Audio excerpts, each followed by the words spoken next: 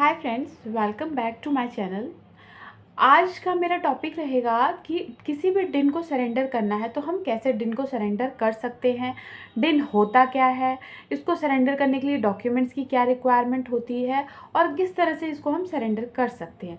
सबसे पहले दिन क्या होता है, जिस तरह से आपका पेन इनकम टैक्स की रिटर्न फाइल करने के लिए पेन की ज़रूरत पड़ती है, पेन नंबर होता है, उसी तरह से दिन होता है। किसी भी कंपनी में, एलएलपी में अगर आप डायरेक्टर बनते हैं तो वहाँ पे आपको डिन नंबर की रिक्वायरमेंट होती है, तो डिन नंबर एसोसिएट होता है। तो अब बात आती है कि जो डिन को है हम किस किस केस में सरेंडर कर सकते हैं।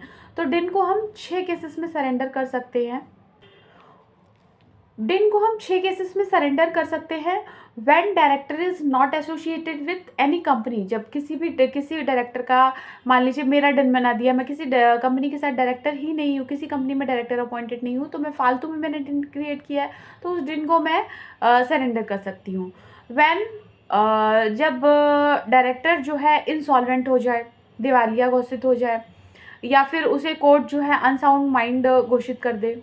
व्हेन डायरेक्टर इज नो मोर, जब डायरेक्टर है ही नहीं तो उस दिन का कोई काम ही नहीं है। व्हेन फ्रेडेलेंट दिन हो, या फिर आपके पास मल्टीपल डिन हो, तो उस केसेस में हम डिन को जो है सरेंडर कर सकते हैं। अब इसका सरेंडर करने का प्रोसेस क्या होता है? सरेंडर करने का प्रोसेस ये होता है कि फॉर्म 5 होता है, वो हमें फाइल करना होता है, एमसीए के पोर्टल पे जाके वो फाइल होता है। अब कोई भी पर्टिकुलर पर्सन इसे कोई भी जो है फाइल नहीं कर सकता है। इसमें क्या होता है, आपको एक प्रोफेशनल की ज़रूरत पड़ती है, तो प्रोफेशनल के थ्रू ही आप इसको सरेंडर करवा सकते हैं। डॉक्यूमेंट्स क्या रिक्वायरमेंट होती है इसमें? सेल्फ अटेस्टेड आपको पैन कार्ड चाहिए, आधार कार्ड चाहिए, डायरेक्टर का हमें डिन चाहिए, एफिडेविट चाहिए और डीएससी चाहिए। इसमें जो है हमारा गवर्नमेंट फीस कितना जाता है, 1000 रुपीज़ का चालान होता है, वो जाता है।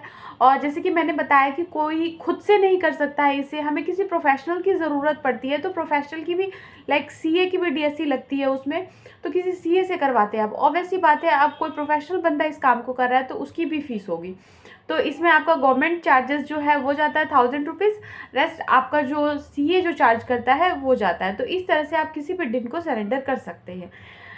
गाइज, मेरी और भी इस तरह से वीडियो को देखने के लिए, जानने के लिए, या फिर आप चाहते हैं मैं किसी और भी टॉपिक पे वीडियो बनाऊँ, तो please please do like, subscribe and comment me कि मैं किस टॉपिक के ऊपर और वीडियो बनाऊँ। Thank you so much.